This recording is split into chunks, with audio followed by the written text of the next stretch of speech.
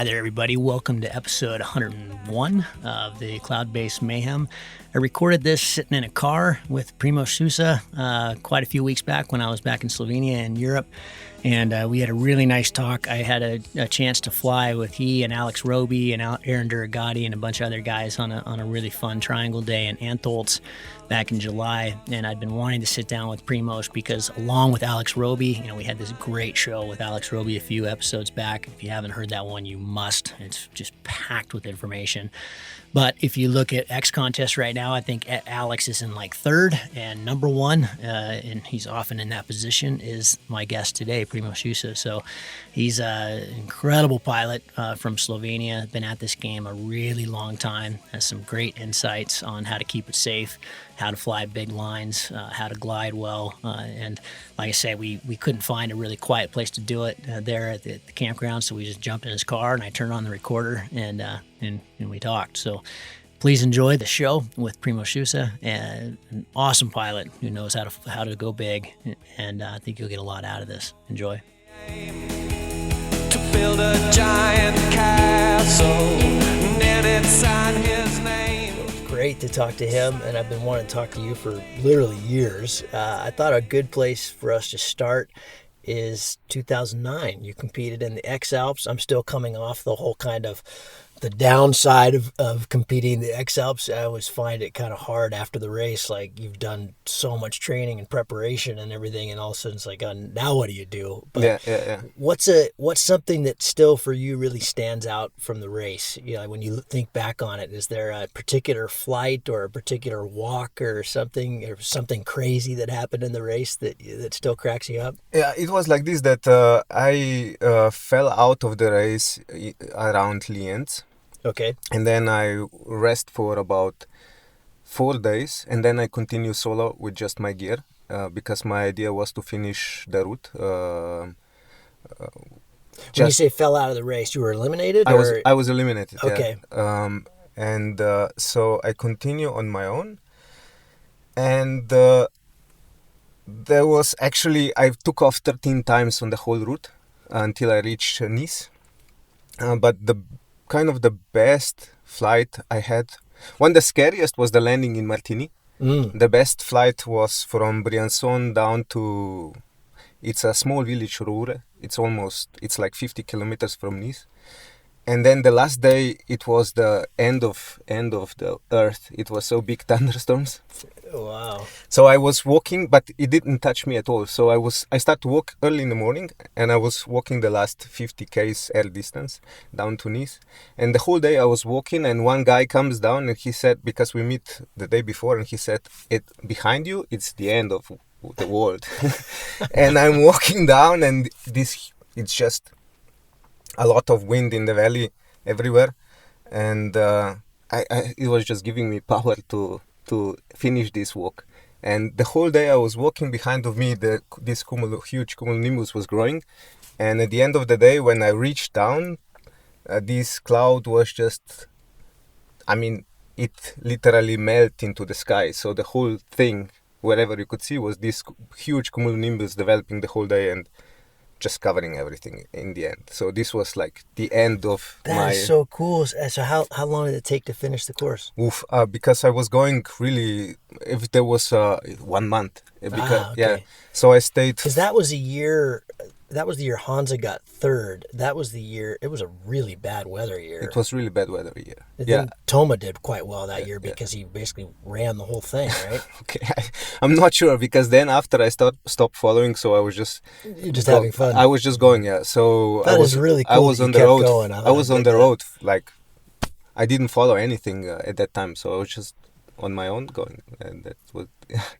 And the elimination, was that heartbreaking? It was like this, that I went on at that time there was no stopping of the race. Yep. So, and I went on the mountain to fly the next day, and during the night, one other guy said he's quitting.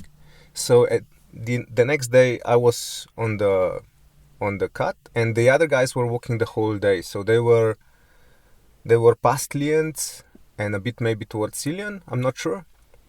and I was still on this side. So my idea was to fly this the next day, but now the timing was bad. So the timing was at 12. It's the end. So it was 10 o'clock. The weather is not yet ready for flying. At that time it was. I mean, this day was not, and still the takeoff was not really high. So I took off at 10. I had not a beep up. So I was just gliding down, and that was it. So that was the end. Shoot. Yeah, brutal. Did you ever think about doing it again, or? My idea at the time was I want to cross the Alps, and I didn't came into the race so much to compete, but my idea from the start when I went there was to finish. I want to do the route because we were planning it with some other friends for a really long time.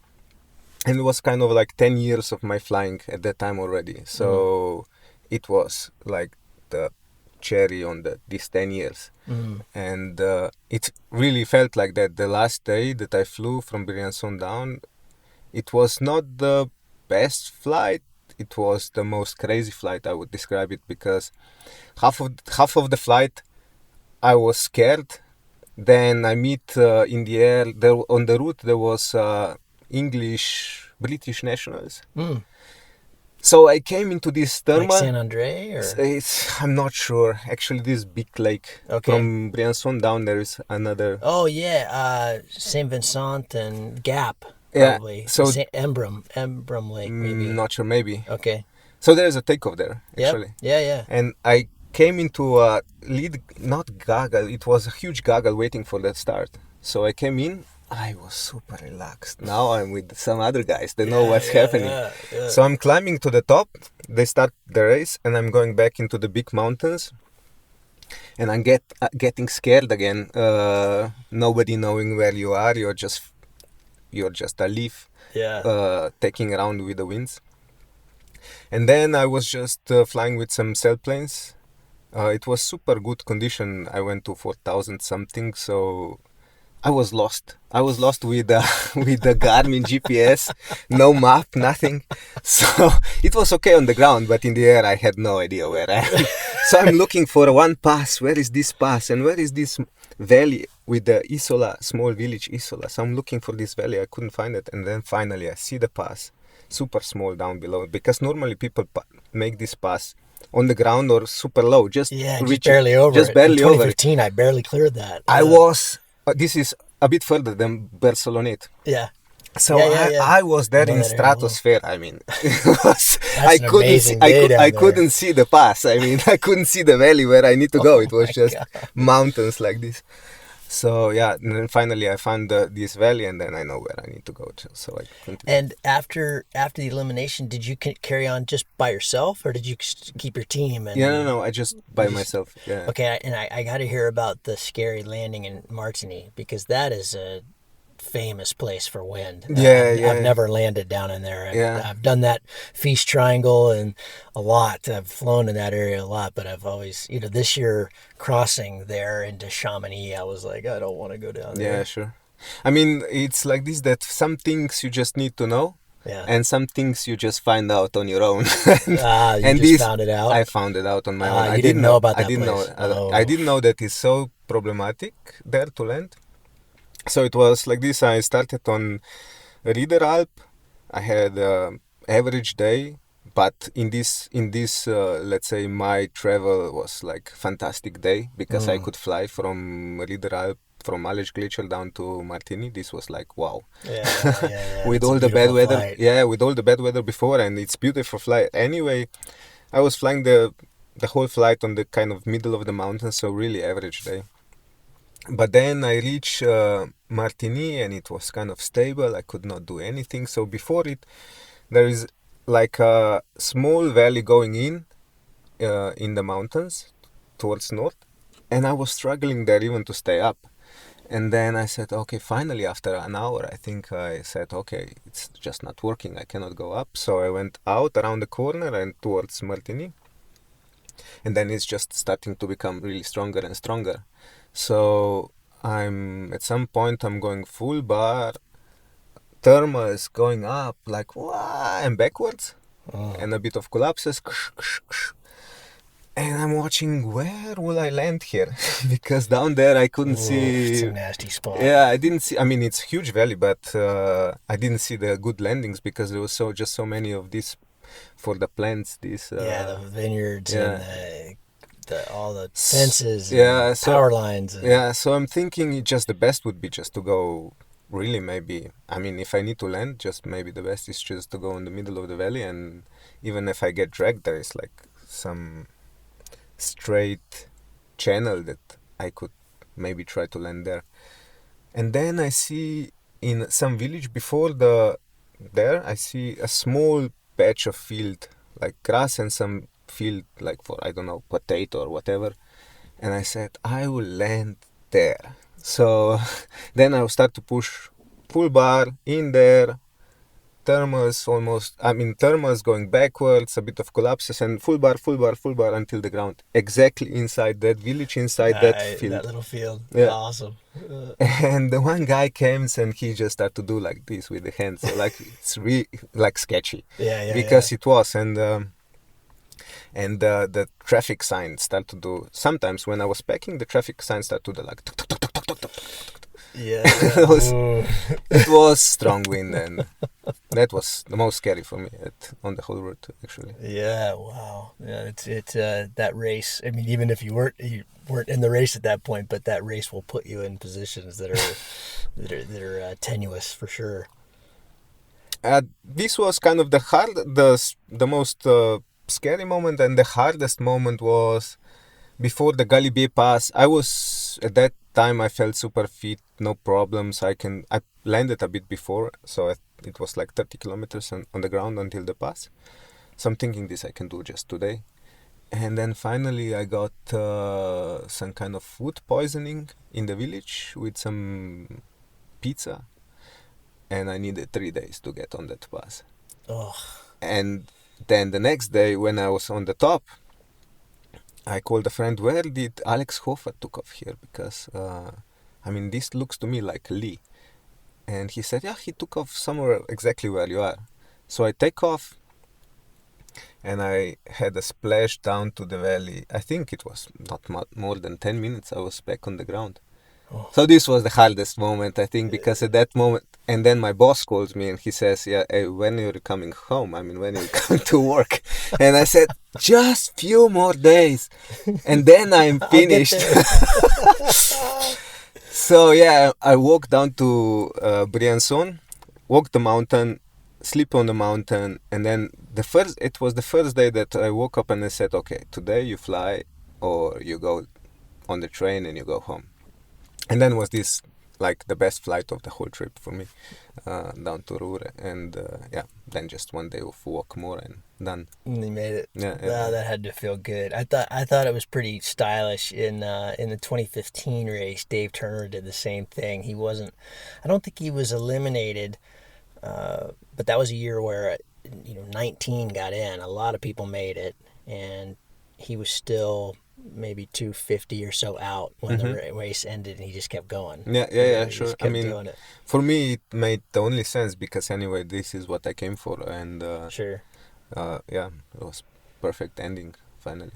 Before we started recording, you were talking about your history. You started 23 years ago. You started in 96. And 96. Said you were quite lucky. Talk about how it started and how you got into the sport. Yeah, I always wanted to fly. So when I was in elementary school, they were asking kids, what do you want to do? What do you want to do? So I was thinking, what should I say? Did you live in Ljubljana then? No, in Vršnica. It's Okay. so super near to Ljubljana. Okay, but in elementary school it was Yugoslavia, correct? Was it? Yeah. Okay, exactly. it hadn't been broken up yet. No. Okay. Yeah. So I'm thinking, what should I say that it will be more cool than everyone else? So I said, I want to be a pilot when I grow up. Nice. So yeah, and then it was always like two things, or computers or flying. And I wanted to fly sailplanes. We had a national lottery, and there was a huge, there was a like famous, kind of still famous, I think, Elan sailplane that you could win. I bought a lottery ticket and I didn't win. And then one neighbor said, "Hey, why don't you try paragliding?" Andreas Noznik. And I said, "Yeah." I didn't know anything about it. So I was thinking, yeah, I might just jump out the mountains until I start to fly sailplanes. And then, and then I started. And what is really cool about paragliding for me, that is just opening up. The more you know, the more you get better. The possibilities are just opening up. What more you can do. So it was just amazing. 6 years I was just thinking about this, how to fly, how to get higher, how to fly further, and so I was using DOS program to plan my routes, A to B, and then like this. Was cross country kind of immediate? I understand you started flying when you were 18. Yes. Was cross country immediately available to you? Did you know that? I mean, when I got into flying, I didn't know that was even a part of it. I thought you launched there and you landed here. Exactly. And when I learned that, I don't know when, but it wasn't immediate. It was, I think it was actually when I watched my first X-Alps, which I think was 2007. I thought, wait, what? That you can travel? Yeah. For me, it was like this. That exactly like you. I mean, I didn't know. I was just thinking you can fly down, and then I'm wondering. I see people higher than the mountains around, and I'm thinking, how did they get there even? Yeah. Then I figure out, okay, you can soar, you can climb, and then one friend brought up like a paper, and he was declaring a task. So what's this? This is cross country.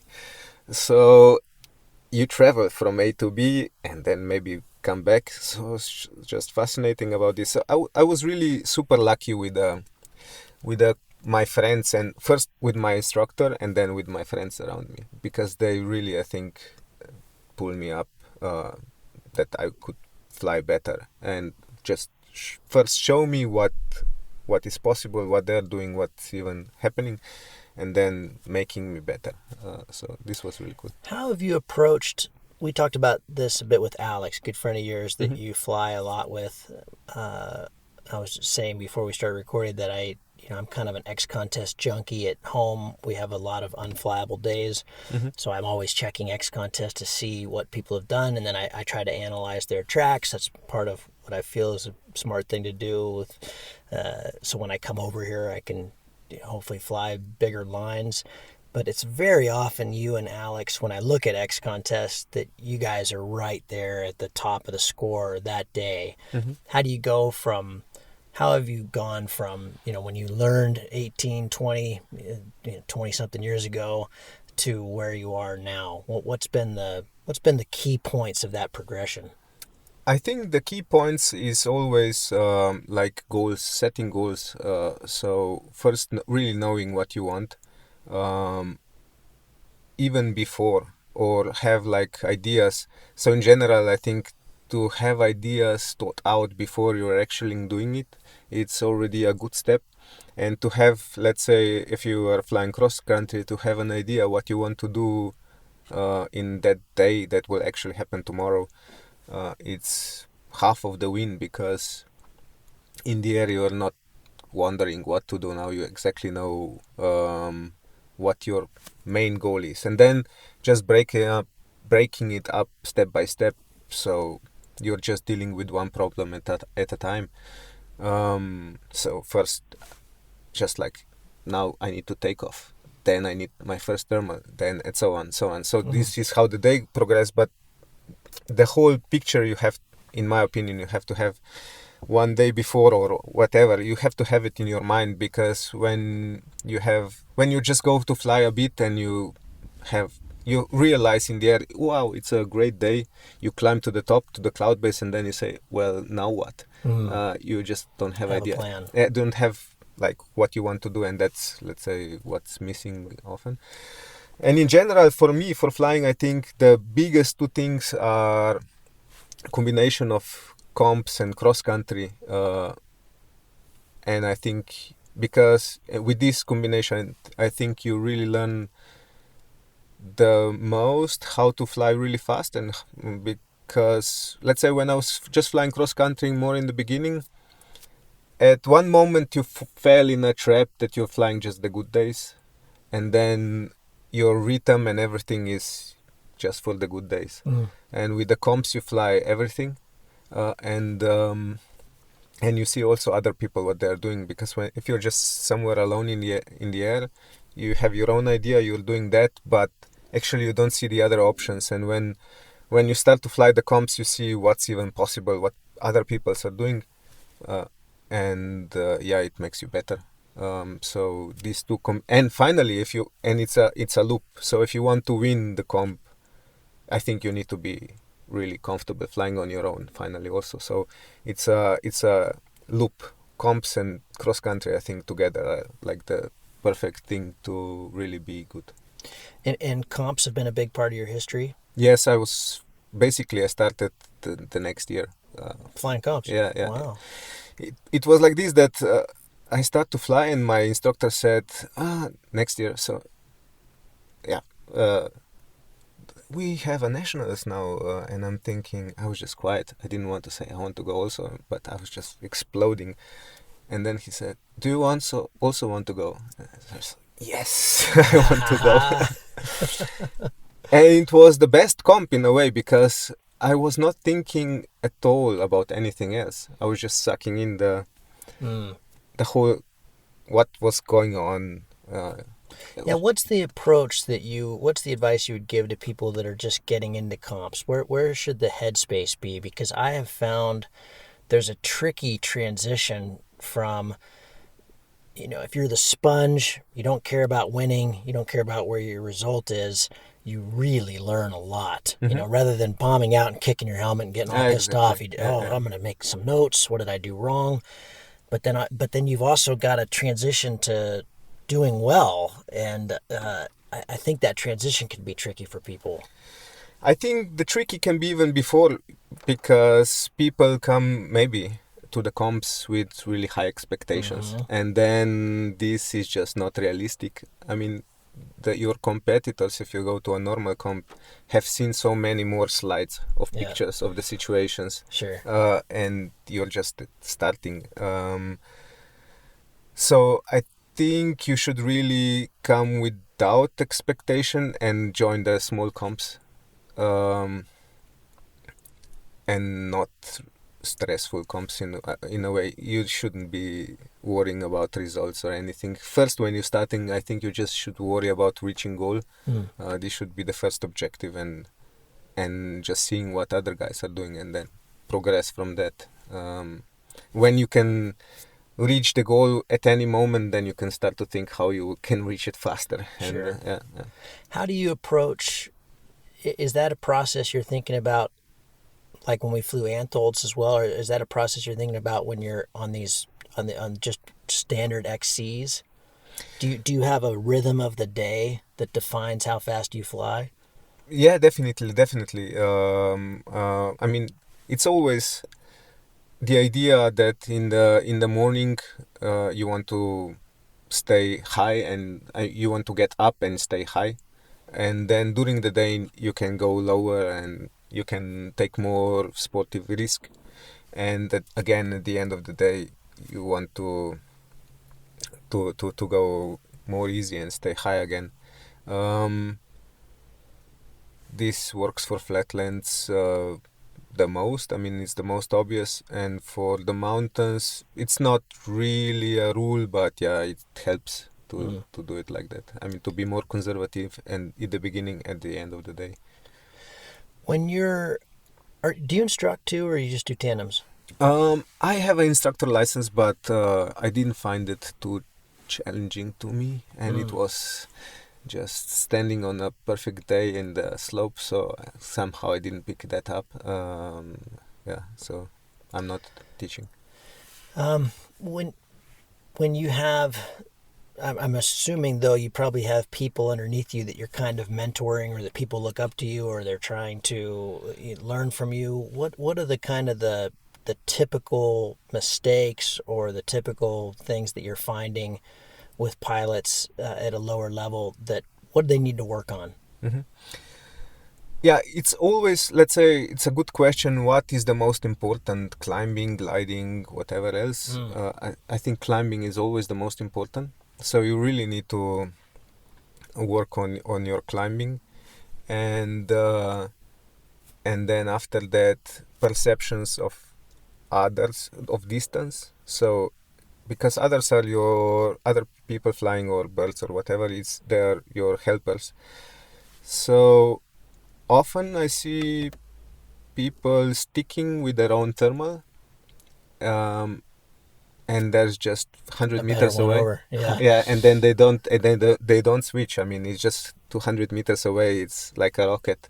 Yeah. Just go there. Yeah. I was having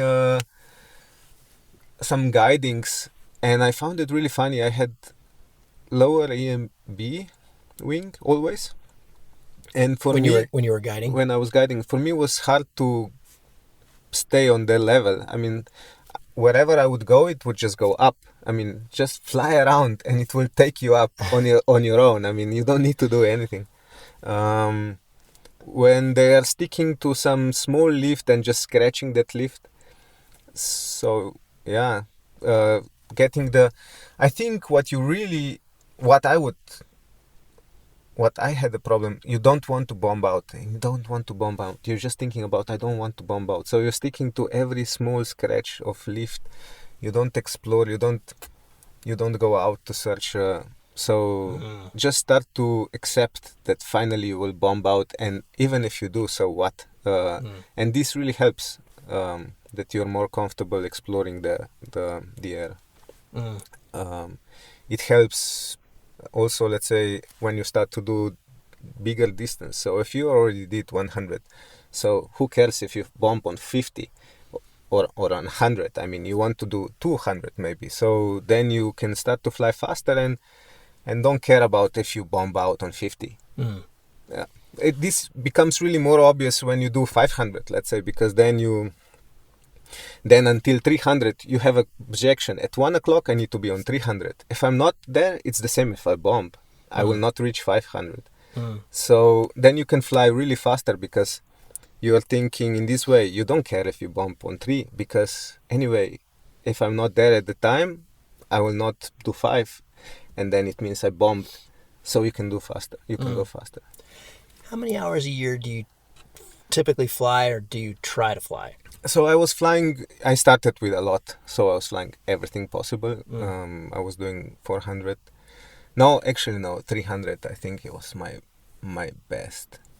And 300 is a lot. 300 is a lot. My friend is doing 400, so that's why I got confused.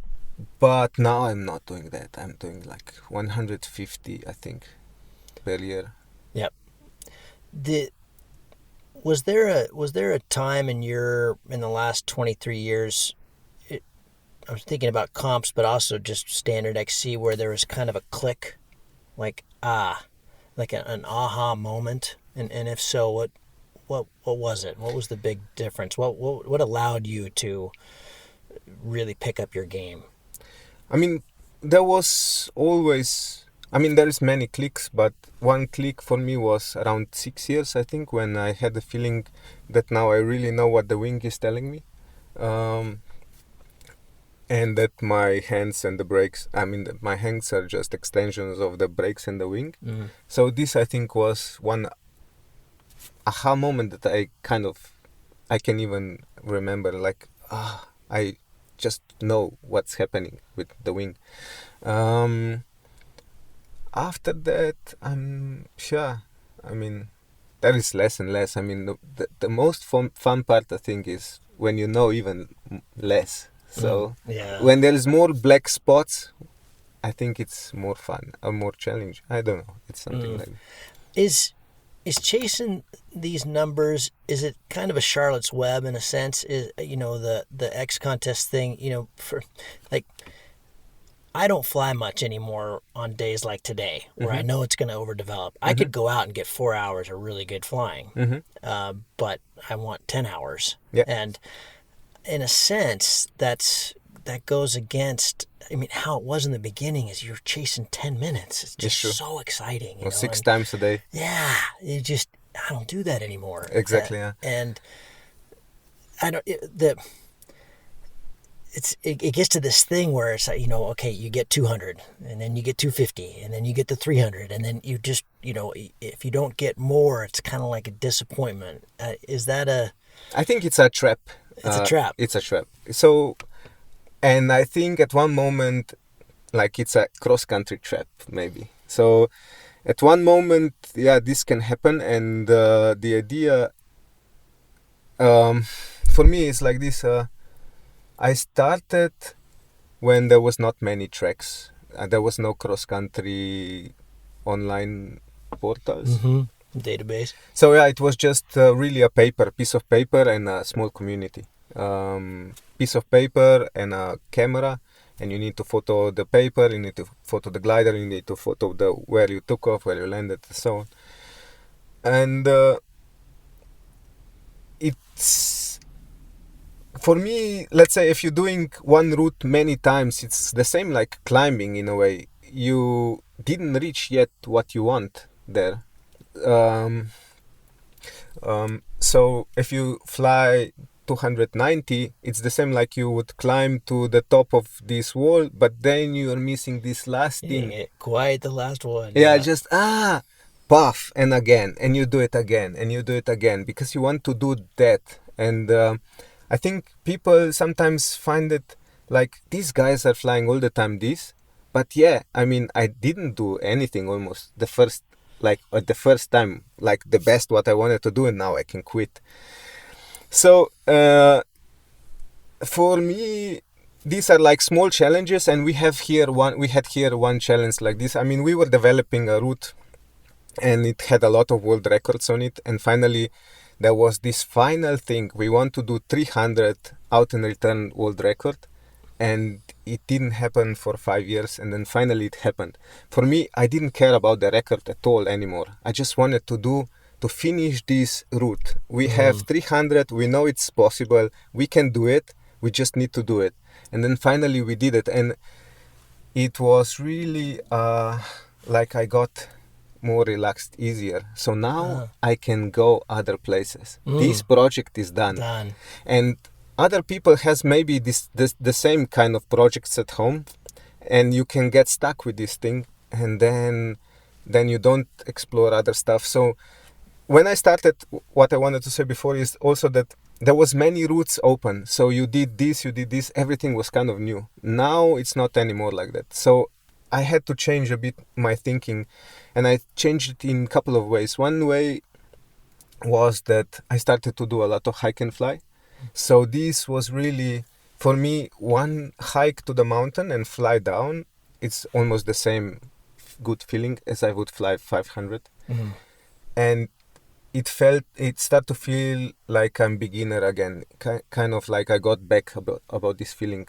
I don't care about really soaring. Even when I do hike and fly, I just want to fly down, and that's the biggest reward.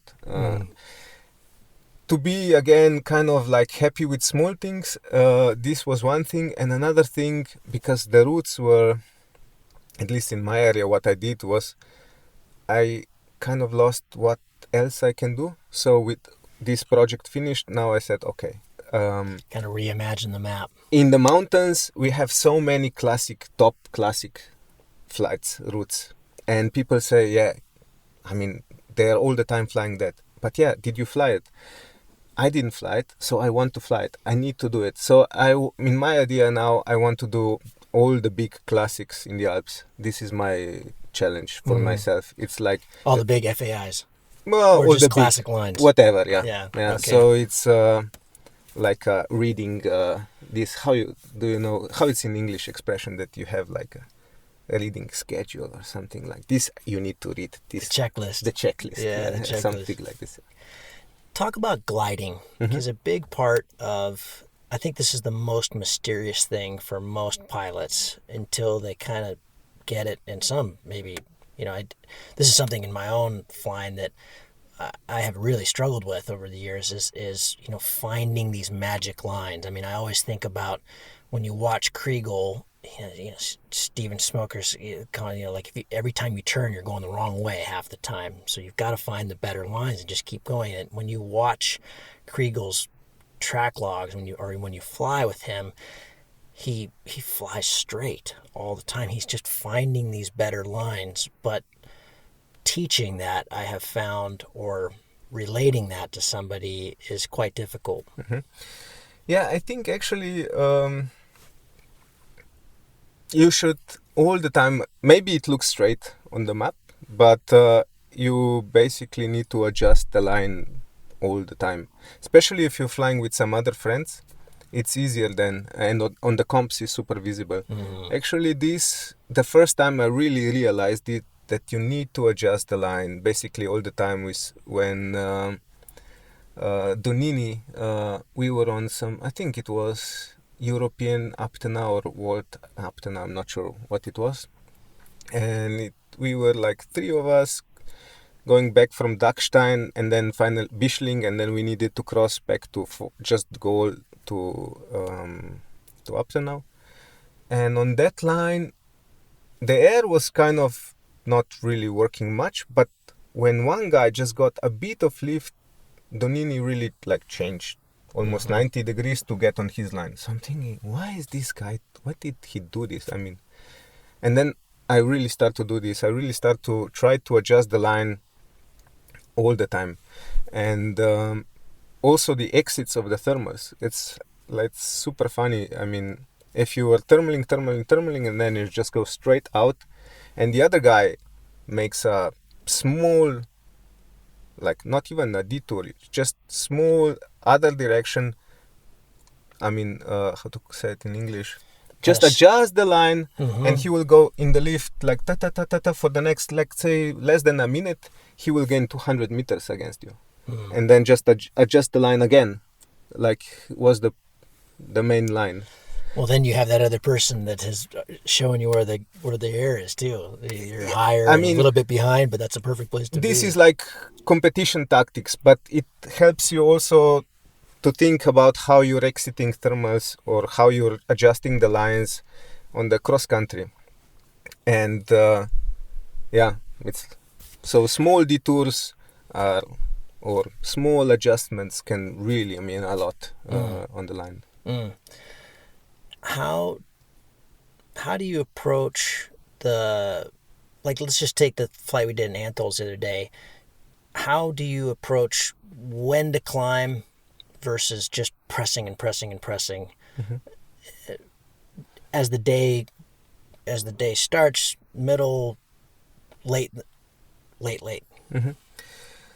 So like the first breaking it up into immediate problems, what I need to do, and what I see how to do it. First, just to imagine it, how you will do it, and then what would be the extra. So if this doesn't work, what will be the next one? What will be the next move? So if it's tricky, just be more conservative. Let's say this is like the most easy rule of thumb. If it's tricky, you're getting low, the more conservative you need to be. If you're getting low, the more happier with anything you get. The more high you are, the least happy you should be. The more you should try to get something better. So at the beginning of the day, you try to go high. If it doesn't go, you scratch everything. And then in Antholz, it's kind of really obvious when at one moment it really starts to work, and on a good day, and then you can fly super fast. At that time, you should kind of be optimistic in a way, thinking, or optimistic that, or not. I mean, you shouldn't be worrying about bombing out. I mean, I think this is the most challenging for when you are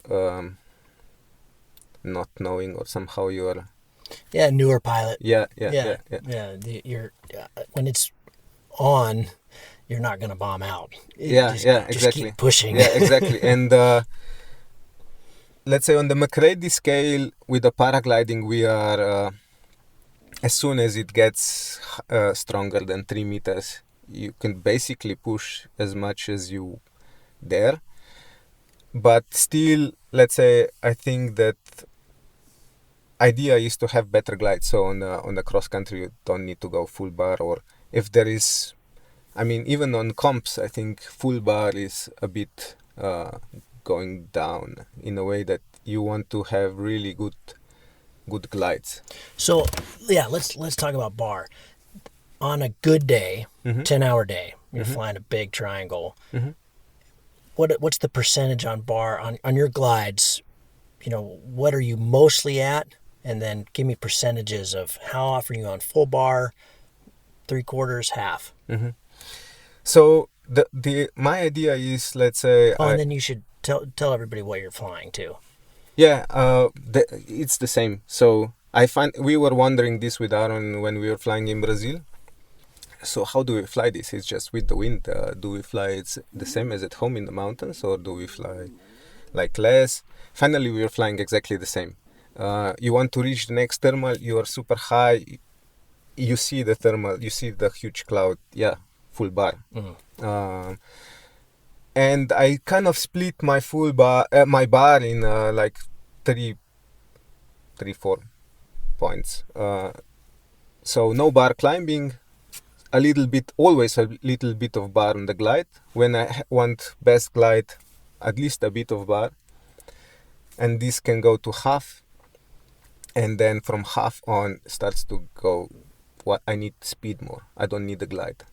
I need speed. So until half, I would say, always a bit on the glide.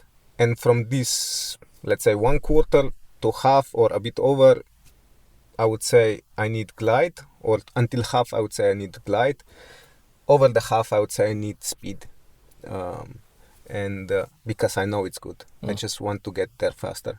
And if you have like obvious, it's either the reach or it's either a guy in front of you having a thermal, then it's full bar, because you just need speed. You just need to get there. You can see it. Yeah. You're flying the Enzo? I'm flying the Enzo, yeah. No. I believe you and I were down in the Sertao at the same time, because you were flying Patu quite a bit and getting some big flights. The last time, so that year, I believe you were mostly foot launching. I don't think you were part of that tow team, right? No, we are tow team. Oh, okay. Yeah. So maybe I have that wrong. Were you flying Patu? We were crossing it a couple of times. Yeah. So you were just doing the towing? Yeah, we were just doing the towing. I find it super more easy. Much easier. Much easier. In the Patu, I think you're always a bit in the lee also. So I don't want to get myself, I'm just there for flying, and I don't want to get myself standing on the takeoff, looking at the wind, and or it's just the best for me to go on the airfield. It's almost no wind, the day is still not on, and then when it starts to just a bit of wind, it means, okay, it started to work, so then you can already try.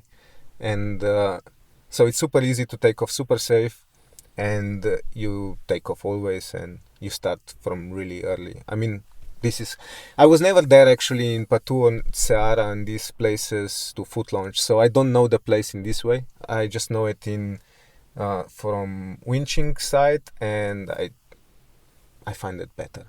I did. I spent 8 or 9 days in Tessima, where the guys got the record 2 years before when I was there. So I was down there 2 or 3 years ago. Yeah. And Rafael and a couple of those guys, and Samuel and Marcelo came for like 3 days. Yeah. You know, they sat there, I believe it was 39 days to get that record, and they flew 3 times. Yeah, sure. And it is brutal. I mean, it is so brutal. The first move is 40K over this plateau where you're barely got your base is right on the deck, and it's really windy. So you got to get across this thing, and then you start to get established as you start to get closer to Keiko. But I mean, you're starting almost on the coast. So, yeah. And every night, the weather looks good tomorrow, and then you go out and it's raining or it's too windy or whatever. I mean, it was the most brutal patient game I've ever played. It was like, I got to get out of here, because if it doesn't work, you're home by 7 a.m. Yeah. And there's nothing to do. You're just twiddling your thumbs all day. But talk about flying in the Sertao. I loved it. I knew it was good. I mean, before my friends were going to Sahara and these places, and somehow I was not really convinced and interested. But then at one moment when Michael Ziegel started to do his breakfast 500 Ks, Yeah. I said, this is a classic route now. So I need to do the classic route. I need to do 500 at least. And it was funny. I mean, we were on World Cup in Bulgaria. We wanted to organize ourselves, our own winching, our own team, everything. And then everything fell apart. And I'm thinking, okay, when will I do this? And then Aaron calls me. I'm driving home and I'm thinking this, when I will do this, Brazil, I want to do Brazil. Next day, Aaron calls me. He says, there's another place. Do you want to go? Yes. And that's how we went. It was super fun for me. I really like to fly with Aaron. It's we have really cool way of do pair flying. When we were crossing Bulgarian mountains on hike and fly, we established a couple of rules how it really works, that you can fly together really well. And we use this. We can use this on cross country, and so when we were flying bivouac over the Bulgarian mountains, the first day we took off. I mean, the first day that was flyable, we took off and we were going really slow. We were just watching ourselves, who will do the move, whatever. And then when walking for the next day, we established like a couple of rules. One rule is the lower one always leads. The lower one always needs to do a decision, because the higher one can go wherever he wants, and the lower one is actually the one who needs to do the decision. So this is like the first rule. The second rule is that when the lower one makes a decision, the higher one can always do the same, because he's higher. So he's going at the same moment, because when you reach the next thermal, when the lower one will reach the next thermal, the higher one will be there too. So you can go up together and fly faster in the thermal. And we had there anyway, the first rule from the first day, if one bombs out, the other bombs out, because we are hiking. And so we established the third rule, that if somebody gets away in the thermal, he goes down to join, and you go up again together.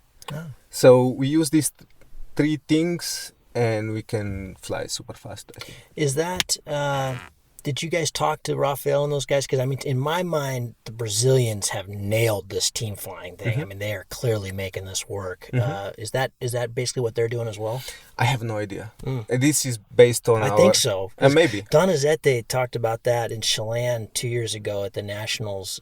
We had a canceled day, and I was behind those guys. I was waiting for some other guys to launch, so I never caught up with them. But I remember something along those lines. You know, basically the lowest person leads. Oh, okay. The highest person, if the lowest person bombs out, you dial down, come up together. Yeah. I think. I mean, this is based. Our idea is based just purely on hike and fly. Okay. Yeah. How were you guys approaching it in Brazil? Because you're towing, you're separated. No, it's quite good organization. It's super good organization, actually, the best I've seen ever. And you tow side by side. Oh, yeah. Okay. So you go side by side up, you release, and then you start. So you and Aaron would just fly as a team. Yeah, exactly. Ah, cool. Yeah. How the day after Antolz, I didn't go with you guys. You went and flew Meyerhofen and did a nice triangle there. I watched the Avery replay that Alex put up after that. You and Alex were like together, I mean, really together for 200 and something K. I mean, the whole flight, you were just totally together. Are you communicating on the radio? No, the same rules, basically. Okay. We're kind of spreading this. Yeah. If you have these rules, you don't need a radio. We were flying the Balkan mountains without the radios. We didn't have any radios. Okay. And here, it's cool because sometimes you need to have... It's cool to have a radio because you can discuss a decision. And with Lex, I think we're flying similar, like the same principle. the same principle, the same speed. Yeah. Well, that's terrific. Okay, so are there any other? If we missed anything there, because I think team flying is really important. Are there any other kind of principles or things you talk about? Do you guys, after the flight, do you discuss it? Do you before the flight? Do you discuss what?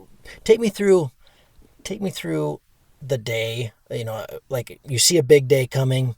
Take me through even before the day. How are you identifying it weather-wise? What are you using for resources? What are you guys talking about pre-flight? And then how are you analyzing it afterwards? Yeah, I think now we don't talk so much anymore. I mean, it's just the question: is it good, and where is it good? Where is the best place? So let's say, I was watching always one thing for Slovenia. We have Aladdin, some service that you can see the weather. The problem with, and Austrians have another one that's also great, and Swiss guys have another one that's also great. Everyone has its own, but just for their own country. So I didn't have a really good source of weather info for wherever, and now I'm really trying to learn SkySight. It's a gliders. Yeah, that's great. We use that a lot in the X-Alps this year. Yeah. I like it a lot, and it's first discovering the whole world. So now I have like two things to watch, and I say, okay, one is for at home that I really trust and know what it's saying to me, and another one I'm still learning what it's trying to say to me, what will literally then happen in reality.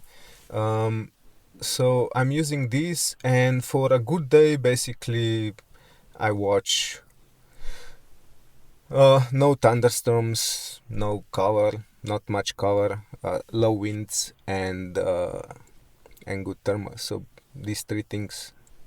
Yeah, how high the thermal will go, if it will be, let's say, more than 3 forecast, 3 meters per second, let's say, and low winds.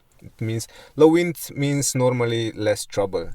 Less trouble means longer distance. Yeah, like this. So for identifying good day, I think good thermals in the Alps, you could say, okay, up to until 4,000 meters. Let's say 3 meters thermals and low wind. Everything else, it will be problematic day. Some stuff will be tricky, so it means it's good, it's okay for flying, it's good for flying, but you will not be able to do whatever what's your plan maybe. Do you have anything you do pre-flight or that day mentally to prepare, or anything you're kind of thinking about the night before? Like, hey, I've got a big day coming up. I just, whatever I do, I have like a list of system. So I don't have really a list, but I think if you don't have a system, you should have at least a list, so that everything is really in order, that everything, all the equipment is set, that you have everything. This is the most important. It doesn't just come together by itself. So you should, I think, really prepare always to have a system how everything needs to be, so it's perfect, that you don't miss anything because all the small, this maybe seems like small details, but finally if something is bothering you, I mean, you cannot go with an empty phone on this kind of flight. It's a bit a challenge in your mind the whole flight probably then. So something like this. Let's talk about your job. You work for Navitor. You do their programming. Yeah. Is it a scary time in that space because of what's going on with phones? I think how I start to look at it. So Navitor have anyway couple of products. One is CU and CU Cloud, and another are the instruments. How I see in general the phones and the dedicated devices, not just saying for Navitor now, but let's say when I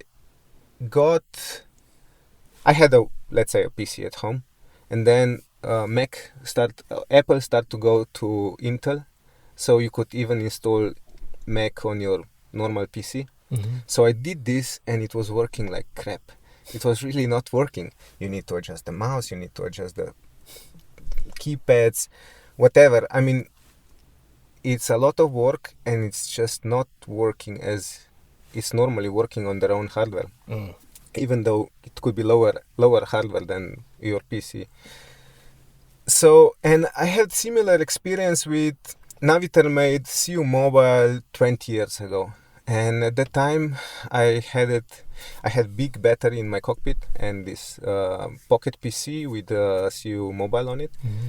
And finally, it's a lot of cables and a lot of stuff, and it's just not working. So I'm thinking this way. I'm not a tinkerer from this perspective, because when I'm doing certain thing that I really want to excel with it, I want the best tool for the job. You cannot go with the E and B on the World Championship. Sure. You need the best glider. You cannot use your phone with a shitty pressure sensor for your climbing on the World Championship. You just want dedicated device that just works, that you don't need to think about it. You need to think about other things. Like similar when you go to cross country in Kaiko, I mean, what is good thing about that, you just need to think about flying. You don't need to think about anything else. They will take care of it. So in a way, in this way, I'm thinking, for sure, phones are competitors. For sure, I mean, there might be some things that will happen also on this side, that Navigator will do this. But dedicated device, I think, or dedicated something that for the guys that are just want to fly, I think you need a finished product that you don't need to think about it, because you have other things you need to think about. For sure, for tinkerers, you want different stuff to connect together and play with that stuff. That's another story. Yeah. If you could rewind the clock to your 50-hour self, so back when you're 19, 20, somewhere in there, and you could offer that Primoz advice from what you know now, what would it be? Oh, I think many. Just I don't know from the top of my head. I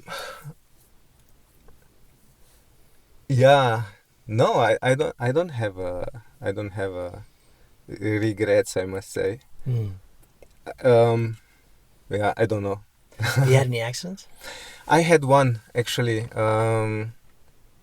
I was learning to fly hang glider, but I had a paraglider accident the same day and then after, in the evening. It was, I went with the acro glider on the end of the day on my heel behind the takeoff. And it's a cliff, it's a short takeoff, a cliff, a bit backwind. And I had a glider above me on the edge of the cliff.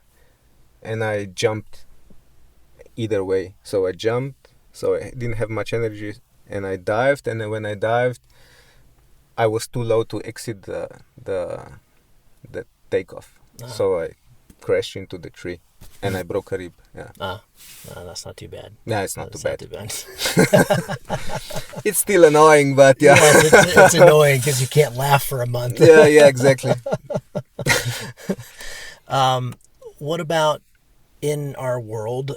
We see a lot of stuff we'd rather not see. What advice would you give to most 50-hour pilots?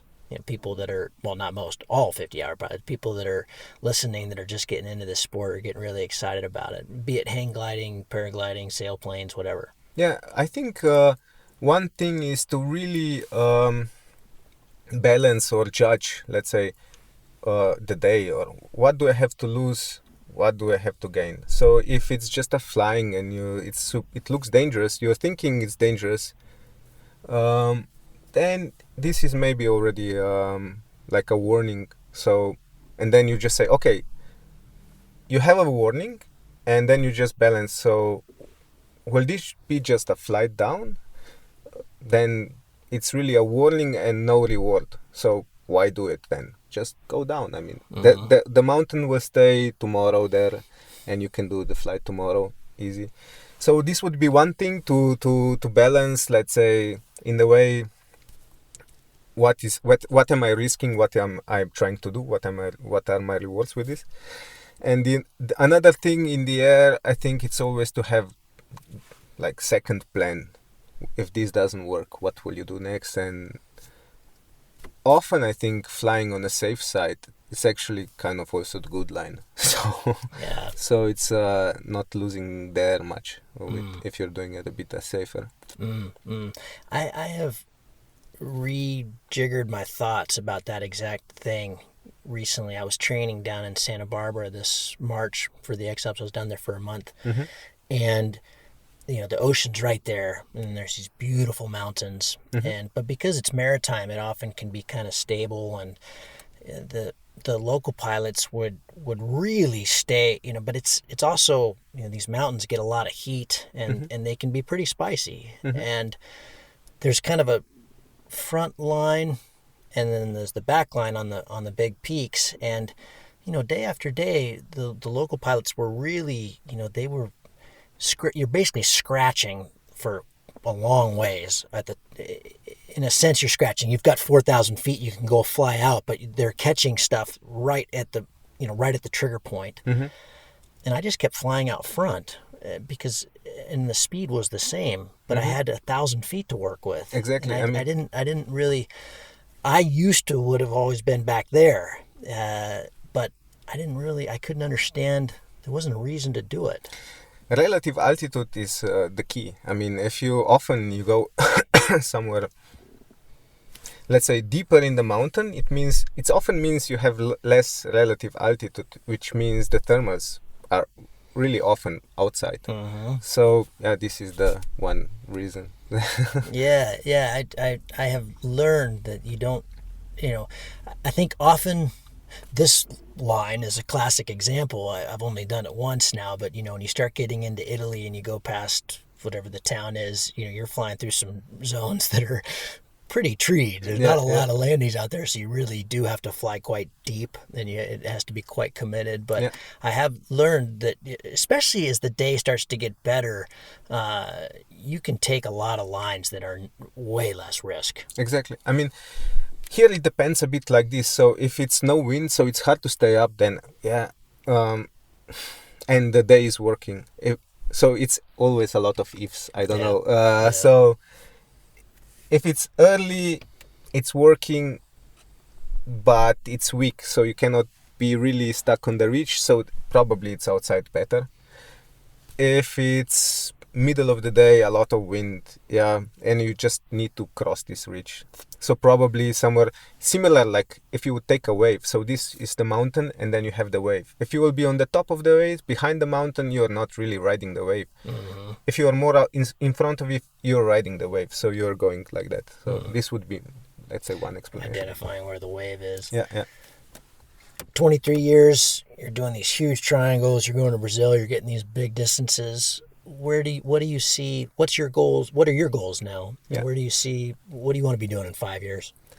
With paragliding, I have now just short goal is we are going with Aaron again to Brazil. So we want to fly big distance. I'm not stressing about it too much. So I'm not really. If we don't fly really far, I'm not really. I don't have a problem with it. But I think we can do 5. If we are lucky, maybe we can do 600. And so this is like short term, and long term. I want to fly all the classics in the Alps. This is my cross country thing, and I want to be more relaxed about it. So I'm training a bit of acro and hike and fly. So basically what I changed, I stopped searching for other sports. At one moment I was really searching for other sports. I tried sailing, I tried kayaking, I tried whatever. I mean, a lot of stuff, but then finally now I think, okay, paragliding is my thing. I was even flying sailplanes. But yeah, paragliding is my thing. So now I want to really just learn in this space more. So yeah. Last question about comps. I've been wondering, with the X-Alps, I've done the X-Alps now 3 times, and, really with my age and stuff, I probably shouldn't keep doing that.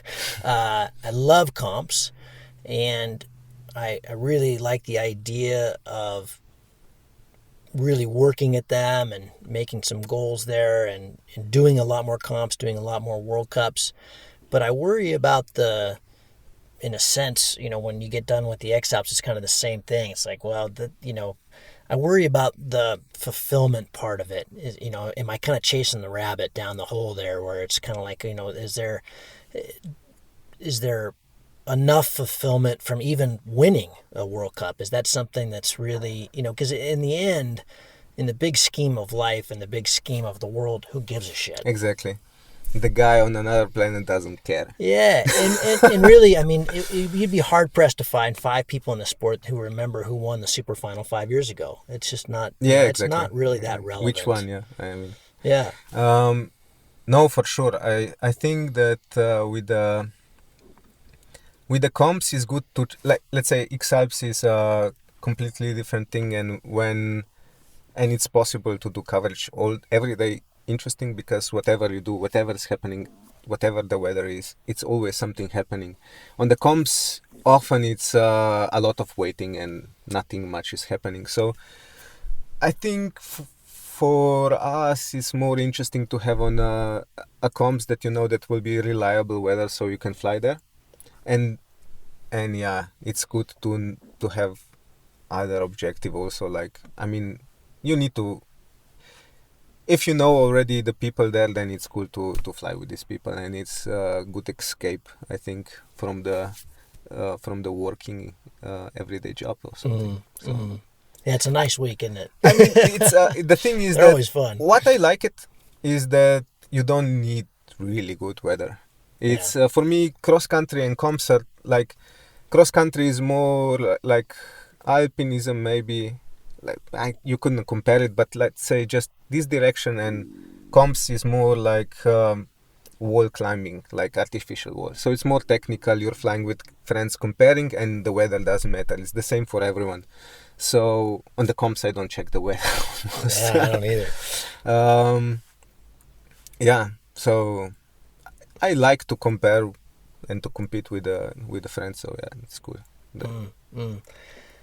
Primoz, thanks. I really appreciate it. That Thank was you. super fun. It's always a treat to be able to do these live. I hope we get to fly more soon. I'd love to join you guys in Brazil. Actually, that'd be a fun trip as well. I've been looking at the towing down there. I've been very jealous of that. You just get a lot more hours. Cool. But, yeah, exactly.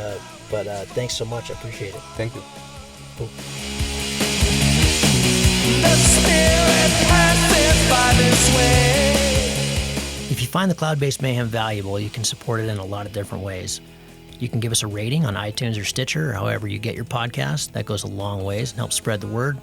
You can blog about it on your own website or share it on social media. You can talk about it on the way up to launch with your pilot friends. I know a lot of interesting conversations have happened that way. And of course, you can support us financially. This show does take a lot of time, a lot of editing, a lot of storage and music and all kinds of behind-the-scenes cost. So if you can support us financially, all we've ever asked for is $1 a show.